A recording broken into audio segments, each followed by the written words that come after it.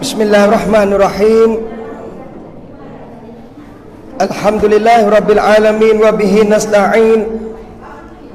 ولا حول ولا قوة إلا بالله العلي العظيم وصلى الله على نبينا محمد وعلى آله وصحبه وسلم أما بعد السلام عليكم ورحمة الله وبركاته ก็อัลฮัมดุลิลละห์นะครับก่อนอื่นเลยก็ขอชุกรต่ออัลลอฮฺซุบฮานะฮูวะตะอาลานะครับพี่น้องที่รักที่มีเกียรติทุกท่านเลยนะฮะ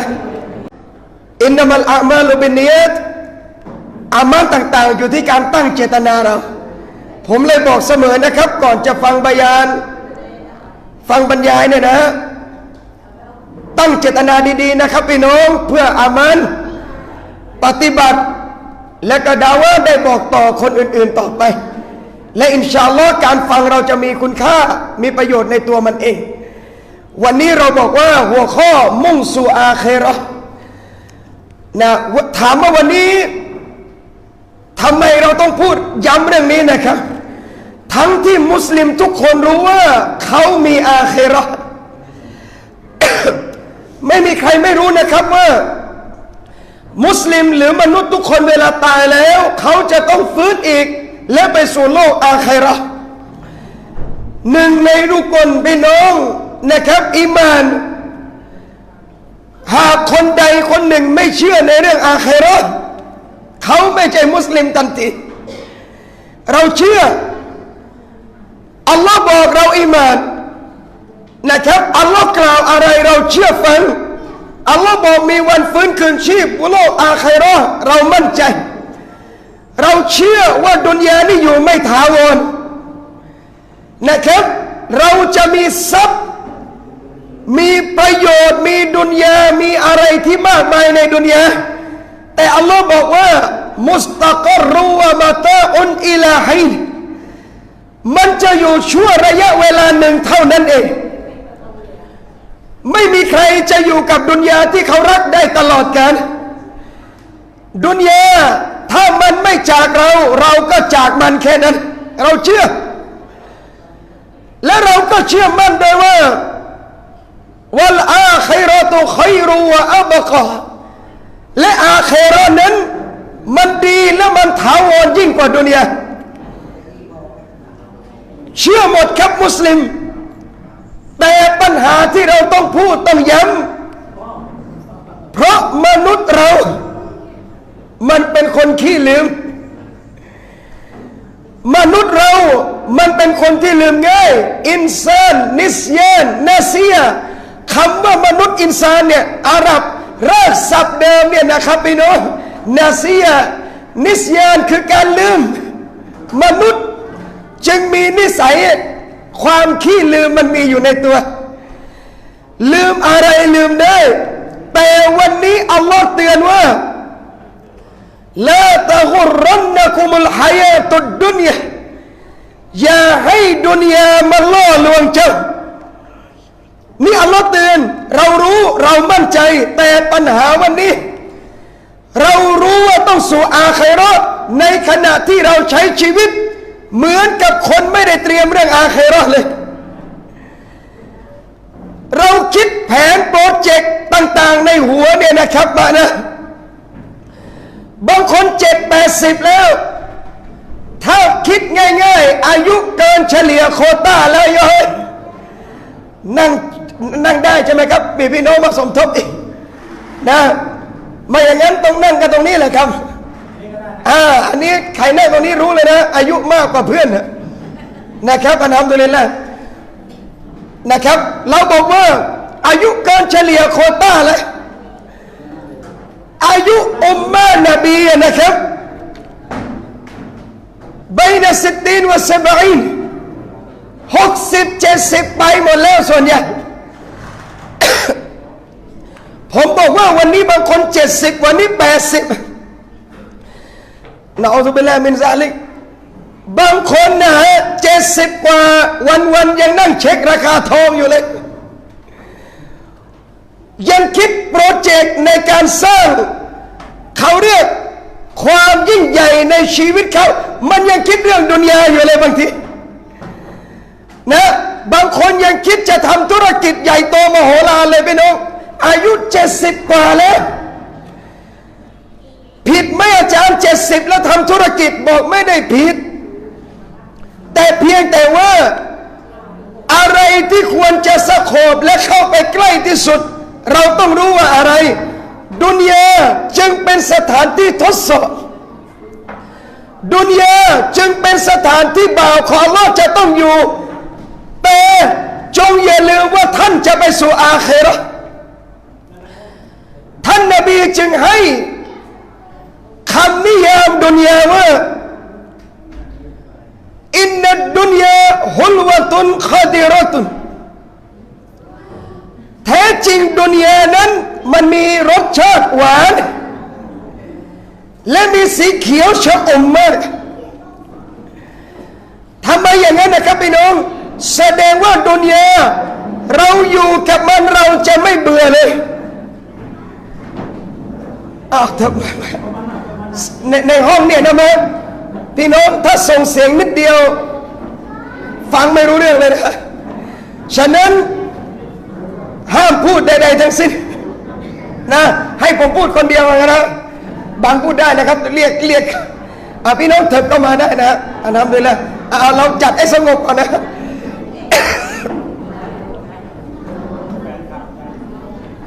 อัลฮัมดุลิลละห์นะครับขอบคุณอัลลอฮ์นะผมก็ไม่นึกว่าพี่น้องจะมาอย่างนี้นะญะซากุมุลลอฮ์นะครับเถิดได้นะมะนะอัลฮัมดุลิลละห์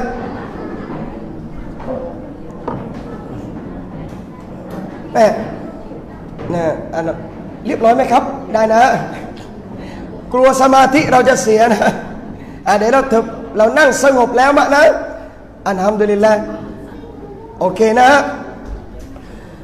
เอานะครับพี่น้องว่า ดุนยามันไม่มีใครเบื่อกับดุนยามันไม่มีใครรู้สึกเบื่อหน่ายหรือรู้สึกสิ้นสุดกับดุนยานบีจึงเตือนเราว่าฟัตตะกุดดุนยาดังนั้นท่านทั้งหลายจงระมัดระวังดุนยาสิ่งหนึ่งของมนุษย์วันนี้คือเราไม่อิ่มกับการดุนยาทั้งที่เรามุ่งสู่อาคิเราะห์อันดับแรกอิสลามจึงมาเตือนว่าดุนยาเนี่ยนะดุนยานี่มันไม่ใช่สถานที่หรือที่อยู่ที่บรรดามุสลิมจะอยู่ลงมาแน่นอนบอกเปล่าเลยนะครับดุนยาเป็นสถานที่ชั่วคราวที่อัลลอฮ์ส่งเรามาเพื่อทดสอบและสุดท้ายท่านทั้งหลายต้องกลับสู่อัลลอฮ์ซุบฮานะฮูวะตะอาลา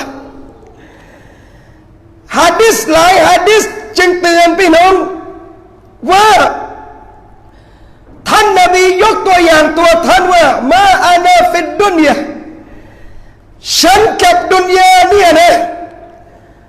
มันเหมือนกับชายคนหนึ่งอิสตาซัลลาตะฮ์ตะชะญะเราะห์เขามาพักใต้ร่มไม้ชั่วคราวแค่นั้นเองนบีเปรียบเทียบตัวท่านว่าเหมือนคนมาพักใต้ร่มไม้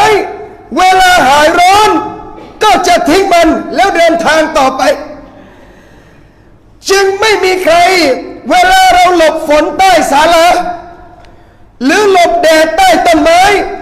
เราจะสั่งโตโต้จะซื้อผ้านวมจะสั่งเตียงมาตั้งใต้ต้นไม้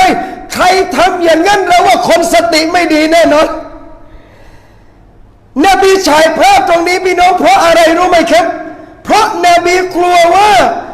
อุมมะฮ์ของท่านจะหลงอยู่กับดุนยาจนลืมอาคิเราะห์ที่วันหนึ่งต้องกลับไปพี่น้องวันนี้เราลองถามนะครับว่าชีวิตเราดุนยานั้นเวลาเราอยู่ดุนยาท่านเคยคิดไหมว่าวันหนึ่งเราต้องกลับสู่อัลลอฮ์เราจะไม่คิดนบีอัลลอฮ์ตะอาลาจึงกล่าวนิสัยหนึ่งของมนุษย์ว่าอัลฮากุมุตตะกาซุรอัตตะกาซุรมันแปลว่าสะสมทรัพย์สมบัติที่มากเมื่อใดเราอยู่ กับทรัพย์เมื่อใดเราอยู่กับดุนยาอัลฮาคุมมันจะทำให้เราลืมอัลลอฮ์จริงหรือไม่สังเกตนะครับคนจนส่วนใหญ่จะรำลึกถึงอัลลอฮ์แต่ถ้ารวยแล้วนึกถึงอัลลอฮ์ได้เขาเรียกว่าอัลกอนียุชากิรเขามีความร่ำรวยแต่เขาชุกรอัลลอฮ์น้อยที่จะมีคนแบบนั้นเวลาเรามีทรัพย์ดุนยามากเราจะลืมอัลลอฮ์ไม่ต้องดูไกลนะดูบ้านเรานี่แบรนด์ใหญ่ใช่ไหมครับถามจริงๆนะบังแบรนด์ใหญ่เนี่ยนะสมัยก่อนได้มาอยู่ฟรียังคิดเลยอย่าว่าแบรนด์ใหญ่เอาหนองจอกเนี่ยเอาไม่ที่หนองจอกใจไปอยู่ฟรีเลยให้ไปเลย3 ไร่อัลลอฮ์คิดเยอะอยู่ยังไงว่าหนองจอกนาเขียวปื้อเลยไม่มีถนนลูกรังขอโทษนะครับตอนนี้ไร่ละเท่าไหร่นะแล้วพื้นที่ละเท่าไหร่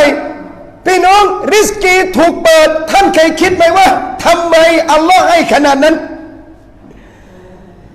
จากแต่ก่อนเราไม่มีอะไรเลยมีนาแล้วเดี๋ยวนี้ดูนะคนรวยพี่น้องมีบ้านหลังใหญ่ไม่ได้ทำงานกินเงินเดือนนะขายที่ได้ตุ้มเดียวอัลลอฮ์ให้ริสกีเป็นล้านๆเลยเวลาเข้ามาขนาดนี้พี่น้องเคยคิดไหมว่าอัลลอฮ์เปิดดุนยาให้ฉันขนาดเนี้ยอัลลอฮ์เปิดเพราะเหตุผลอะไรอัลลอฮ์รักหรืออัลลอฮ์เกลียดเราไม่ทราบแต่เราเช็คได้ว่าเราอัลลอฮ์ให้ดุนยาเข้าหาให้แบบรักหรือให้แบบเกลียดยังไงล่ะครับให้แบบรักยิ่งให้เท่าไรยิ่งรำลึกอัลลอฮ์มากเท่านั้นแสดงว่าดุนยาล่อลวงเขาคนนี้ไม่ได้ยิ่งมีเงินยิ่งช่วยสังคมยิ่งมีเงินยิ่งช่วยเหลือคนจนยิ่งมีสตางค์ยิ่งบริจาคในทางของอัลลอฮ์อัลฮัมดุลิลละห์นี่เขาเรียกว่าอัลกอนียุชากิรรวยแล้วชุกรแต่วันนี้หลายคนพี่น้องเมื่อดุนยาเข้าหาเขาลืมอัลลอฮฺซุบฮานะฮูวะตะอาลาเขายอมแลกกับผลประโยชน์ดุนยากับสิ่งอำนวยความสะดวกชั่วคราวกับอาคิเราะห์แล้วเมื่อคนอยู่กับดุนยาอย่างนั้นนะครับพี่น้องจะรู้สึกตัวตอนไหนฮัตตาซุรตุมุลมะกาบิรจนวันที่เขาถูกแบกไปกุโบร์วันนั้นจะนึกถึงได้นบีจึงบอกว่าอิสนาตานี2 อย่างที่มนุษย์มันเกลียด 1. ความตาย 2. อัลฟักรกิลละตุลมาลนะครับเอากะมากล่าวศ็อลลัลลอฮุอะลัยฮิวะซัลลัม 1. เกลียดความตายจริงหรือไม่มีใครอยากตายไหมถ้าอยากตายจริงๆเราจองกุโบร์นานแล้วนะเราไปดูแล้วตอซิโอถ้าอยู่ตรงนี้ฉันเอาตรงนี้เลยนะไม่ผ่านกุโบร์เนี่ยเราแทบจะเมินหน้าใส่ได้ซ้ำเราไม่เอาความตายเราไม่อยากแล้ว 2 วัยรุ่นนั่งหน้าก็ได้นะครับไอ้หนุ่มมานี่เลยมันต้องอย่างนั้นขึ้นมานี่เลยไม่ต้องไปอัดหลังแล้วนะใกล้ชิดเลยนะนี่แหละทำนี่แหละทำดีแล้วนะครับว่าอาจารย์มาไปเกณฑ์ใครมาหรือเปล่าทำดีแล้วขอบคุณมากนะครับโดยเฉพาะไอ้หนุ่มๆวัยรุ่นนั่งใกล้ๆตาดีแล้วนะนั่งเลยนะทำดีแล้วจะซากุมุลลอฮ์ค็อยรอนนะครับเราเลยว่าครับเวลานบีบอกจึงว่าความตายเราเกลียดการเป็นคนจนเราไม่ชอบทั้งที่นบีบอกว่าอัลเมาตุค็อยรุลละฮูมินัลฟิตนะห์ความตายเนี่ยนะมันดีกว่าที่เขาจะโดนฟิตนะห์ด้วยซ้ำเราไม่อยากตาย แต่การมีชีวิตอยู่แล้วเจอฟิตนะห์หนักหนายิ่งกว่าการตายสองความยากจนที่ท่านเกลียดนบีบอกว่าความยากจนนั้นมันจะเป็นสาเหตุให้ท่านโดนสอบสวนน้อยกว่าคนมีทรัพย์แต่วันนี้เราเลือกที่จะมีทรัพย์เอาละครับนิสัยมนุษย์ไม่ว่ากันแต่ปัญหาวันนี้เรามุ่งสู่อาคิเราะห์ทรัพย์ที่เรามีที่เราจงทำตัวเป็นซาฮิดเป็นคนที่สมถะต่ออัลลอฮฺซุบฮานะฮูวะตะอาลาให้ได้อะไรคือการสมถะในทรัพย์อะไรคือความมักน้อยในทรัพย์อะไรที่เราบอกว่าคนนี้ซาฮิดคนนี้มักน้อยคนนี้สมถะในดุนยาเราดูยังไงอะพี่น้องไม่ได้ดูเงินที่เยอะอิสติลาห์คนที่ไม่ยึดติดดุนยานะครับพี่น้องนั่นก็คือว่าอุลามะให้ความหมายว่าคนแบบนี้ดุนยาจะล่อลวงเขาไม่ได้คนนั้นจะไม่มั่นใจอะไรก็ตามที่มีอยู่ในมือเขาว่าฮุวะซิกมาอินดัลลอฮ์แต่เขามั่นใจกับสิ่งที่มีหน้าที่อัลลอฮ์วันนี้เราได้เป็นพันล้านพี่น้องอยู่ในมือเราถ้าคนที่รู้จักดุนยาแล้วมั่นใจว่าจะไปอาคิเราะห์เขาจะไม่ยึดติดกับพันล้านที่มีที่เขาอะไรคือการไม่ยึดติดเมื่อไม่ยึดติดถึงเวลาเขาใช้มันได้เขาจะไม่ขี้เหนียวเขาจะไม่ขี้งกคนขี้งกนี่เราเรียกว่าสายแตงเมนะมันมีหลายสายครับพี่น้องนะแต่ก่อนสายเก่าสายใหม่มายุคนี้ผมบอกเลิกได้แล้วมุสลิมไม่มีเก่าไม่มีใหม่เราบอกว่าสายนู่นสายนี่ขี้เหนียวเขาเรียกสายแตงเมรู้จักแตงเมใช่ไหมเหนียวบืดเลยเขาบอกมึงสายไหนสายอะไรก็ได้ที่ไม่ใช่สายแตงเมนะบางคนสายแตงเมเหนียวปั๊บเลยทำไมอ่ะแสดงว่าเขาไม่ยะเกณฑ์และไม่มั่นใจในทรัพย์ที่มีที่เขาริสกีมาจากอัลลอฮ์ใช่หรือไม่ลามานิอาลิมาอัตอยตะไม่มีใครห้ามถ้าอัลลอฮ์จะให้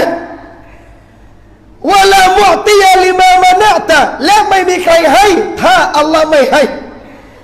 เมื่อมั่นใจอย่างนี้พี่น้องพันล้านที่อยู่กับเราอะนะใช้ประโยชน์สุขส่วนตัวใช้ได้เพราะมนุษย์ต้องใช้นะบางคนถามผมว่าอาจารย์ซื้อ BM รุ่นใหม่บาปไหมผมก็บอกว่าแล้วซื้อนั้นเนียดอะไรเนียดเอามาใช้มันมีประโยชน์โอเคมันสมรรถภาพอะไรดีบอกอัลฮัมดุลิลละห์ซื้อเลยตราบใดที่ไม่ได้เนียดจะตะกบุตไม่ได้มีปัญหาใดๆทั้งสิ้นทำไมเวลาใช้ส่วนตัวเวลาสังคมต้องการเขาให้ได้เลยนี่เขาเรียกว่าไม่ยึดติดกับสิ่งที่มีที่เขาแต่เขามั่นใจว่าณที่อัลลอฮฺต่างหากมันคือผลตอบแทนอันถาวรพี่น้องดุนยานี่แปลกนักดาวะเขาเคยเปรียบเทียบเอาไว้ว่าดุนยาเหมือนแมงวัน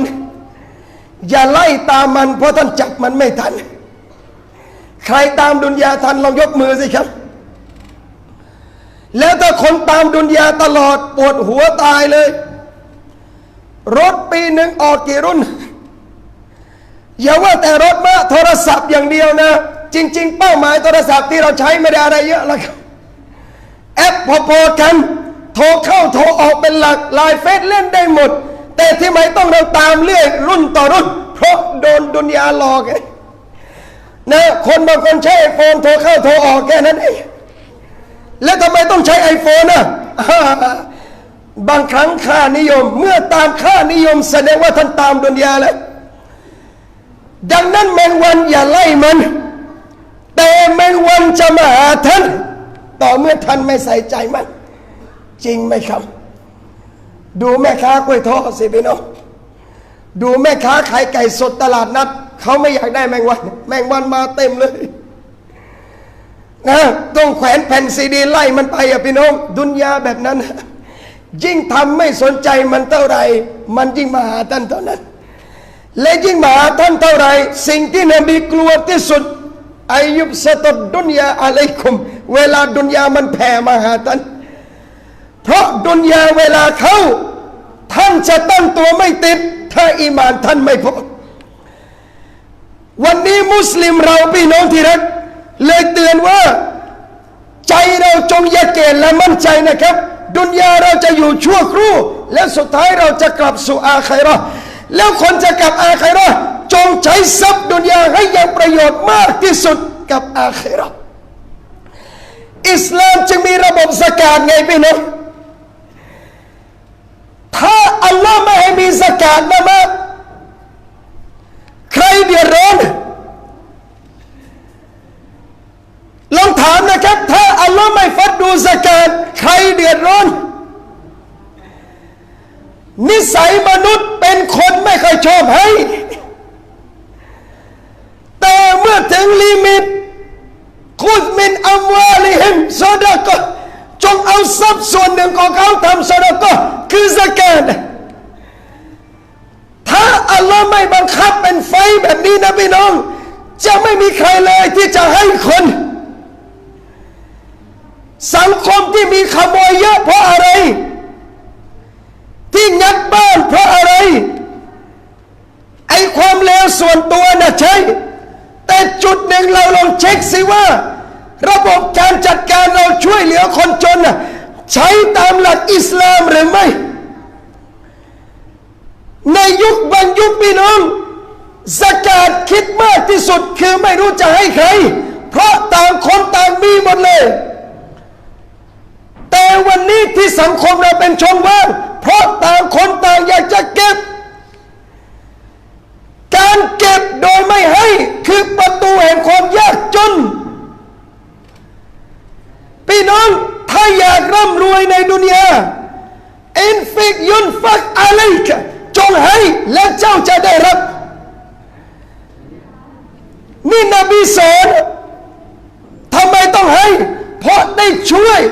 หน้าที่เจ้ามุสลิมเจ้าต้องช่วยสังคมทรัพย์ที่อัลลอฮ์ให้พี่น้องชั่วคราวเท่านั้นมีกี่คนที่เอาเงินเขาลงกุโบได้พี่น้องมีกี่คนที่เอาทรัพย์เขาลงกุโบได้ต่อให้เอาลงไปเขาก็เอาสู่อาคิเราะห์ไม่ได้วันนี้เรามีทรัพย์จงใช้ให้ยังประโยชน์มากๆพี่น้องสังคมมุสลิมเราจริงๆนะไอ้แบบนี้ไม่เห็นหรอกครับมาพี่น้องมาแบบนี้ไม่เห็นหรอกลองไปงานแต่งสิมานะยังกระตู้เพชรเคลื่อนที่นะเสียดายว่าตีใหญ่ไม่อยู่แล้วถ้าอยู่นะผมบอกตีใหญ่ไม่ต้องไปเสี่ยงปล้นร้านทองหรอกครับตำรวจเฝ้าเยอะอันตรายมาปล้นงานแต่งแขกเถอะพวกนี้มีของเยอะแต่ไม่มีปืนจี้ทีเดียวก็ยกมือหมดแล้วเก็บทีเดียวกินได้เป็นปีๆเรามากทรัพย์เราเยอะมุสลิมเราอัลฮัมดุลิลละห์มีตังค์พอสมควรแต่ขอโทษนะครับอย่าว่าผมนะมาครั้งแรกก็จะปากลายซะแล้วแต่สมองตื้นใช้ทรัพย์ไม่เป็นนะเอาพูดให้สุภาพกว่านั้นปัญญานิ่มบางคนใช้ทรัพย์ไม่เป็นสุดท้ายซื้อมาเต็มไม่บาปไม่ว่ากันถ้าซื้อมาแล้วจ่ายในส่วนที่ท่านต้องจ่ายแต่ปัญหาวันนี้พี่น้องอายเขาไหมครับเราไปบางพื้นที่มุสลิมที่ยากลำบากมุสลิมที่พิการกลับกลายเป็นว่าองค์กรต่างศาสนาเข้าไปช่วยเหลือพวกเขาในขณะที่สังคมมุสลิมเราเอาเงินไปทำอะไรคริสเตียนนะครับนาซาโรนะหลังเหตุการณ์สึนามิบางพื้นที่เข้าไปด้วยทรัพย์เข้าไปด้วยกองทุนสามารถเปลี่ยนคนมุสลิมเป็นนาซาโรได้ ในขณะที่อุมมะห์อิสลามวันนี้อัลลอฮ์ให้ทรัพย์อัลลอฮ์ให้เงินทองแต่เขาเอาเงินทองเปลี่ยนเป็นความโกรธจากอัลลอฮ์นะเขาคิดแต่เราไม่คิดนบีกลัวที่สุดกับอุมมะห์นี้คืออะไรพี่น้องนบีบอกมัลฟักรออัคชาอะลัยกุมฉันไม่เคยกลัวเลยว่าความจนจะประสบกับพวกเจ้าไม่มีใครอดตายเพราะไม่มีริสกีพี่น้องลองหาสิครับในหนองจอกเนี่ยคนนี้ตายเพราะไม่มีริสกีลองหาให้ผมสักคนไม่มีกินจนตายใครอะเป็นไปได้หรอพี่น้องอัลลอฮ์สร้างเราแล้วจะไม่ให้ริสกีนบีไม่กลัวเลยความจนจะประสบแต่นบีกลัวที่สุดอันตุบซิตดุนยาอะลัยกุมที่ดุนยาจะเข้ามาหาพวกท่านและสุดท้ายมันจะสร้างความหายนะให้กับพวกท่านกามาอัลละกัตฮุมเหมือนที่มันสร้างหายนะให้กับคนก่อนพวกท่าน มีที่หนึ่งพี่น้องที่รัก มุสลิมเราอัลลอฮ์ให้ทรัพย์มีนากุ้งมีบ่อกุ้งอะไรเจริญหมดเลยอย่างเดียวสุดท้ายลืมอัลลอฮ์เมื่อลืมอัลลอฮ์อัลลอฮ์เอาคืนหมดเลยพี่น้องและไม่ได้คืนธรรมดาเจ้าตัวต้องล้มบาดเจ็บเพราะอะไรอัลลอฮ์ให้แล้วลืมใช่ไหมวันนี้มุมมองมุสลิมเราอย่ามองคนได้รับความสำเร็จเพราะมีทรัพย์มีพี่น้องเราคนหนึ่งนะจากเดิมไม่มีอะไรเลยเริ่มขายของเล็กๆน้อยๆจนมีเป็นพันๆเป็นสิบล้านชีวิตแต่ก่อนตอนไม่มีอะไรเลยจะเดินไปสุเหร่าก็ได้จะไปตลาดก็สบายจะไปไหนมาไหนสบายหมดเลยพอมีเงินต้องพกปืนทำไมอะครับบางทีเราคิดถ้าผมบอกท่านก็รู้จักว่าใครแต่ไม่ใช่เรื่องที่ผมต้องพูดเขาเป็นคนดีแต่ชีวิตต้องระวังมากขึ้นเพราะอะไรทรัพย์มาไงเมื่อทรัพย์มาบททดสอบมาทรัพย์มาการอิจฉามาทรัพย์มาฟิตนะมานี่ไงดุนยาที่ท่านอยากได้แต่ก่อนนะใส่สรงเดินคนเดียวยังไม่มีใครดูเลยเดี๋ยวนี้อาจารย์บททดสอบมาผู้มีอิทธิพลมาขัดปัญหาธุรกิจมาเยอะหมดเลยอะไรอ่ะแสดงว่าลองคิดสิครับถ้าวันนี้อัลลอฮ์ให้เราจนอัลลอฮ์ให้เราไม่มีทรัพย์ไม่ได้หมายความว่าอัลลอฮ์เกลียดแต่ที่อัลลอฮ์ให้ทรัพย์ไม่ได้ยืนยันว่าอัลลอฮ์รักจะจนหรือรวยอยู่ที่การใช้ชีวิตมัสยิดเคยไปรวยหรือจนก็ถึงสุเราตลอดอัลฮัมดุลิลละห์อัลฮัมดุลิลละห์บางคนรวยไม่ได้อัลลอฮ์รู้ไงพี่น้องหัวอัลลัมคนนี้อัลลอฮ์ให้รวยไม่ได้รวยแล้วลืมคนนี้อัลลอฮ์ให้จนไม่ได้จนแล้วเสียอัลลอฮ์เป็นผู้ให้อย่างมีฮิกมะห์พี่น้องดุนยานี้มันจึงเป็นสถานที่ที่จะทดสอบบ่าวของอัลลอฮ์ที่จะดูว่าใครจะลืมหรือไม่ลืมอัลลอฮ์นบีของเราถามว่านบีจนไหมครับนบีมีมรดกได้รับจากท่านอับดุลลอฮ์ตอนแรกแต่ก็ไม่ได้มากมายสุดท้ายวันที่นบีทำงานศาสนานบียากจนนบีลำบากเพราะอะไรทรัพย์ต้องใช้ในทางของอัลลอฮ์ท่านหญิงไอชาบอกว่านันซูรุอิลัลฮิลาลซุมมัลฮิลาลซุมมัลฮิลาล ดูจันทร์3 จันทร์ติดต่อกันจันทร์เสี้ยวนั่นคือ2 เดือนติดพี่น้องที่ไม่มีในบ้านของมุฮัมมัดและภรรยาของท่านศ็อลลัลลอฮุอะลัยฮิวะซัลลัมอิลลัลอัสวะดัยน์นอกจากน้ำก็เป็นพลัมเท่านั้นทำไมคนอัลลอฮ์รักทำไมลำบากกับพี่น้องนบีนอนบนเสื่อลุกขึ้นมาติดเป็นรอยเต็มเลยพี่น้องอุมัรบินคอฏฏอบเห็นนบีขึ้นมาอย่างนั้นติดเต็มรอยเสื่อที่สี่ข้างท่านอัลลอฮ์ให้นบีมุฮัมมัดเลือกเอาไหมว่าวันนี้จะให้ภูเขาเป็นทองคำให้กับนบีมุฮัมมัดนบีบอกว่าฉันอยากจะหิว1 วันและอิ่ม1 วันยาอัลลอฮ์วันไหนที่ฉันหิวฉันจะได้ดุอากับอัลลอฮ์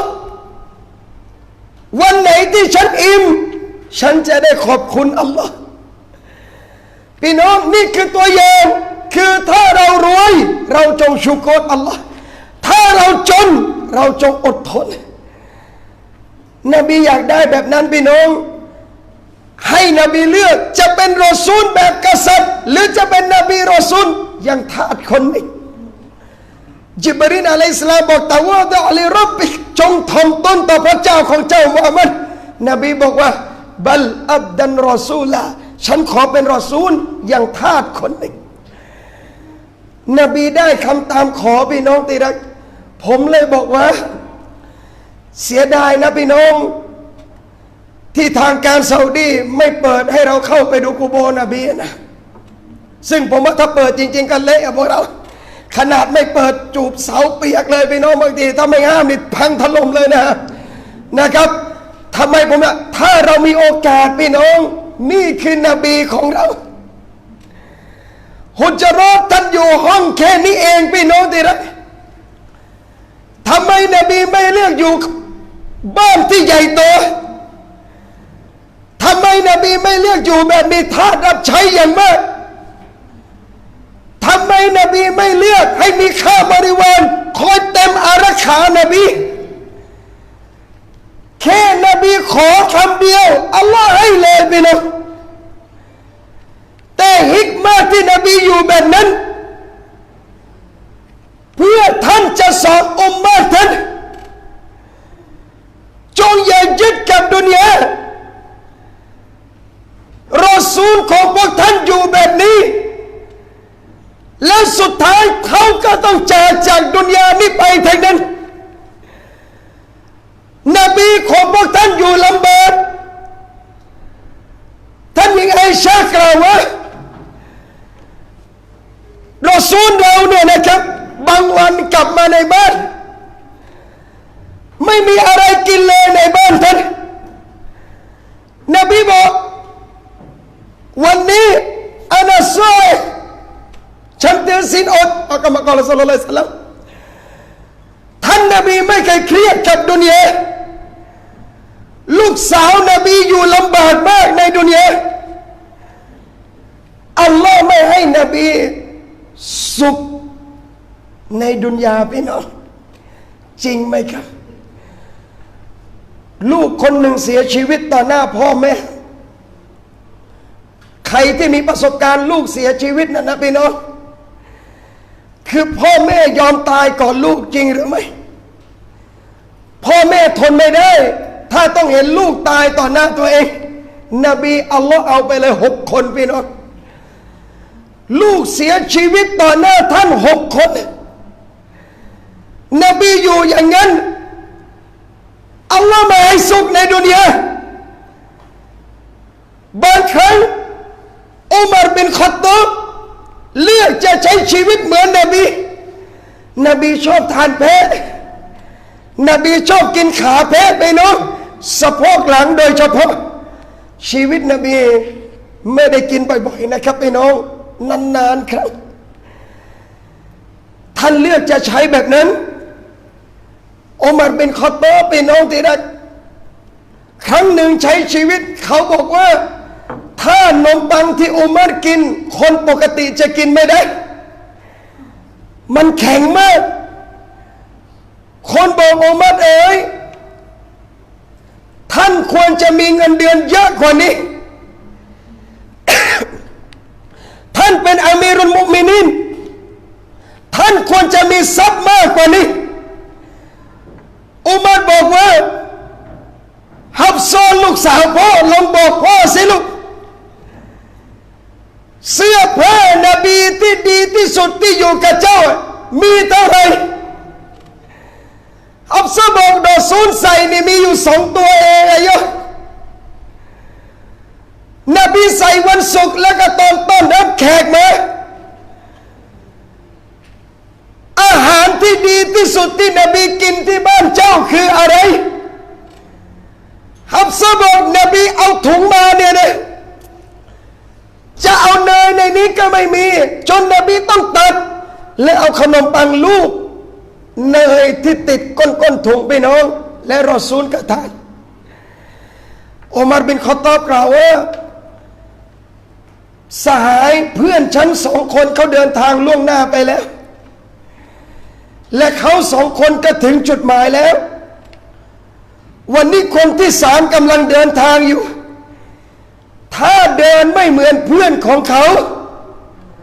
เขาจะไม่ได้เจอเพื่อนเขาเลยตลอดไปนบีอยู่แบบนี้พี่น้องที่รักและนบีก็เตือนดุนยาอย่าให้มันล่อลวงกันยัตบะอุลมัยตะซะลาซะดุนยานี่คือดุนยาสุดท้ายมันตามเจ้าไป3 อย่างแค่นั้นเองบ่าวของอัลเลาะห์ทรัพย์ลูกหลานและอามันถึงเวลาจริงๆสมบัติเรากลับถึงเวลาจริงๆเมียลูกครอบครัวเรากลับไม่มีใครอยู่กุโบร์กับเรารักยังไงก็ไม่ลงกุโบร์สุดท้ายเกิดแล้วใครอยู่กับท่านฮะดิษนบีบอกว่าเวลาอยู่ในกุโบร์ถ้าเรามีอามันที่ซอเลห์เราจะเจอชายคนหนึ่งเดินมาหาเราในกุโบร์ด้วยใบหน้าที่งดงามมากกลิ่นหอมมากและเราจะถามเขาว่ามันอันตะท่านคือใครชายคนนี้จะตอบว่าอานาอามาลุกข้าคืออามานของท่านนี่ที่จะอยู่กับพี่น้องวันนี้ละหมาดเราเป็นยังไงครับพี่น้องที่รักวันนี้เรามีเวลาให้ดุนยาหมดเลยแต่เราไม่มีเวลาให้อัลลอฮ์ไฟบังคับจริงๆอัลลอฮ์ขอเวลาจากเรา24 ชั่วโมงอัลลอฮ์ขอเท่าไหร่เองพี่น้องละหมาด5 เวลาพี่น้องลองรวมเวลาว่ากี่ชั่วโมงตั้งแต่ซุบฮ์ยันอิชาสุนัตไม่ต้องนับผมให้ยังเก่งเลยซูรีเอาให้15 นาทีอัสรีอีก15 นาทีเป็นครึ่งชั่วโมงอิชาให้20บวกเป็นเท่าไหร่50 นาทีมักริบ15เป็นเท่าไหร่65 นาทีซุบฮ์อีก15เป็นเท่าไหร่ครับ80 นาทีพี่น้องคิดเป็นกี่ชั่วโมงประมาณชั่วโมงเศษๆแค่นั้นเองนี่ไฟบังคับที่อัลลอฮ์ขอทำไมมึงให้ไม่ได้วะถ้าพูดภาษาวัยรุ่นบอกทำไมมึงให้ไม่ได้ว่าแค่ชั่วโมง20 นาทีแล้ว20 กว่าชั่วโมงที่เหลือไปสิบ่าวอัลลอฮ์จะทำงานจะนอนพักจะเที่ยวเอาเลยขอชั่วโมงกว่าทำไมให้อัลลอฮ์ไม่ได้เดือนหนึ่งปีหนึ่ง12 เดือน300 กว่าวันไฟบังคับอัลลอฮ์ขอเดือนเดียวรอมฎอน29 วันหรือ30ไม่เกินทำไมให้ไม่ได้ทรัพย์จะมีกี่พันล้านอัลลอฮ์ขอ 2.5% ทำไมให้อัลลอฮ์ไม่ได้อัลลอฮ์ขอนิดเดียวเองพี่น้องแต่ทำไมเราให้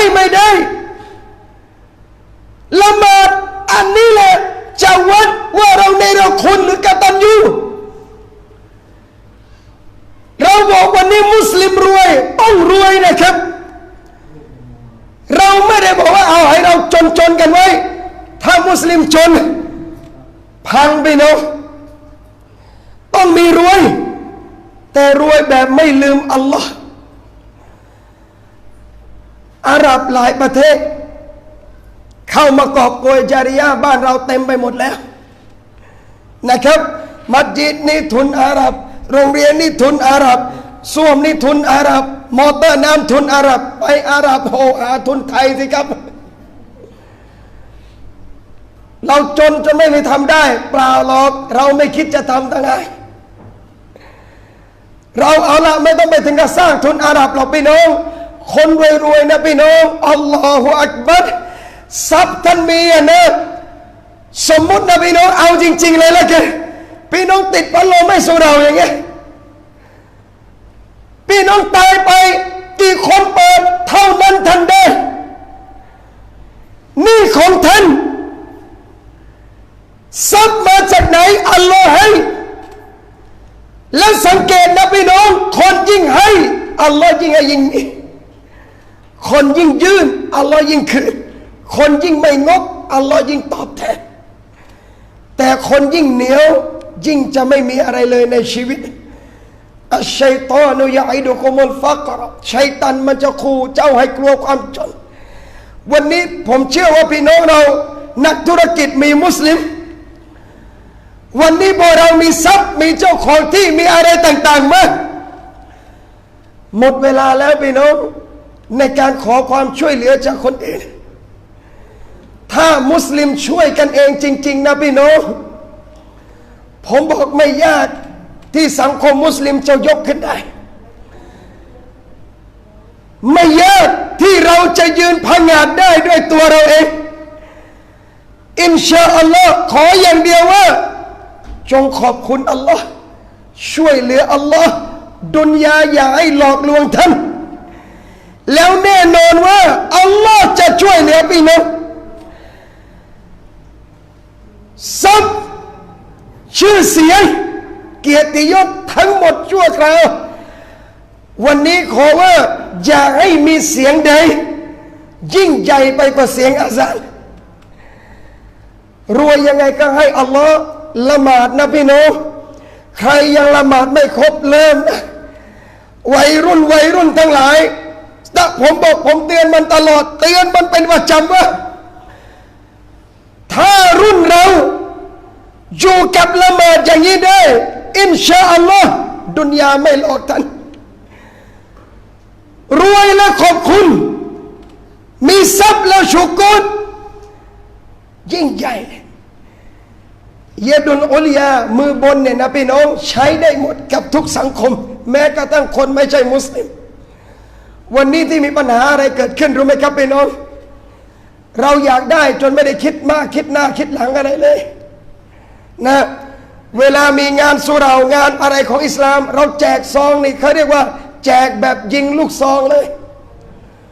1 นัดแตกเป็น18 ลูกปั๊บไปหมดเลยพี่น้องได้หมดนะคนจีนคนไทยคนเขมรไปหมดเลยเขาให้นะแล้วเขาให้เยอะกว่ามุสลิมเขาให้เหมือนรู้จักอัลลอฮ์เลย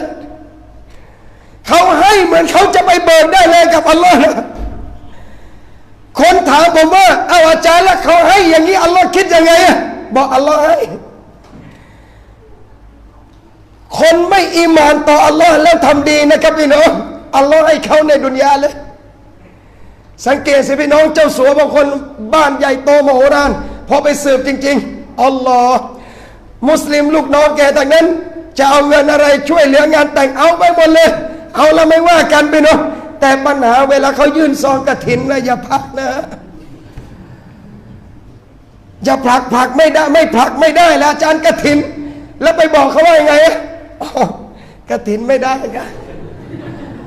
ระวังนะเขาถามว่าทำไมของอ้วนหรือเอาแล้วทำไมที่อ้วนหรือผลักไปอย่างนั้นเขาเข้าใจแหละครับหลักอิมานหลักอิมานเราไม่ได้มันเกี่ยวกับอากีดะห์ขอโทษนะคำอากีดะห์มุสลิมเรายังงงเลยและเฮียเหม่งนี่เข้าใจแหละครับโอ้ไม่รู้อากีดะห์แต่มึงยื่นซองกูใส่ไป3-4 พันขอกูยื่นให้เส้3 บาทมึงไปให้มาเลยไปน้องเห็นแก่ตัวใครสร้างคอนเซ็ปต์นี้ไม่ใช่เขา เขาไม่ได้อยู่ๆมาชี้หน้าด่าเราเลยบอกว่านี่แหละครับพี่น้องเวลาจะเป็นมือล่างเราแบกระจายเลยเวลาเป็นมือบนเราตระหนี่ในการให้อย่าเสียดายอย่างนั้นพี่น้องวันนี้มุสลิมถามผมกี่คนอาจารย์ไปกู้ที่นั่นได้ไหมจะไปยืมไอ้นี่ได้ไหมจะไปกู้ไอ้นั่นมาเรียนได้ไหมลองถามกับทำไมไม่มีหน่วยมุสลิมช่วยเหลือทำไมไม่มีกองทุนการศึกษาของมุสลิมเองแล้วเราก็มาถามว่าเอากอยดอกเบี้ยกอยสจ่ายได้ไหมไอ้นั่นจ่ายได้ไหมองค์กรมุสลิมก็เยอะถ้ารวมจริงๆแล้วทำได้ทำไมเราไม่ทำช่วยเหลือเลยพี่น้องเป็นระบบเอาละไม่ต้ององค์กรก็ได้แค่ในมุกเกมถ้าจัดสรรเป็นนะนักวิชาการเต็มเลยในกระโปรงเราอยากเรียนอะไรเรียนช่างเอาช่วยที่สังคมบ้านเราสุดท้ายได้ช่างกลับมาเปิดในหมู่บ้านเราเป็นช่างไม่ต้องดันรถไปเข็นถึงนู่นซ่อมได้หมดเลยเอาอยากเรียนอะไรหมอสับเยอะไม่มีทุนไม่ต้องขายที่ไม่ต้องจำนองที่มุสลิมช่วยกันพี่น้องส่งมาเรียนกลับมาจาริยะทั้งนั้นแต่เราไม่เอาเพราะอะไรไม่ใช่ลูกกูไม่ใช่หลานกูไม่ใช่ญาติกูสุดท้ายเกิดอะไรขึ้นเจ็บที่แบนใหญ่นู่นพาเข้ามินบุรีทำไมครับไม่มีหมอไงแถวนี้รถเสียทีต้องลากคนมาลากดึงจากแบนใหญ่เข้าไปน้องโจรนู่นพี่น้องฟัดดูกิฟายะนะครับเกิดโทษนะฮะในมุกเกมถ้าไม่มีแบบนี้เขาเลยคิดว่าทำยังไงมุกเกมมุสลิมต้องมีพร้อมเกิดพร้อมไม่ได้ถ้าเราไม่ช่วยกันอัลลอฮ์ให้ทรัพย์เพื่อเราดูแลคนจนอัลลอฮ์ให้เราจนไม่ได้ไว้เราต้องขออย่างเดียวเปล่าทำและสุดท้ายการเอื้อหนุนเจือจุนกันมันจะเกิดขึ้นในสังคมเราพี่น้องอย่าให้ดุนยาหลอกท่านแค่นั้นเอง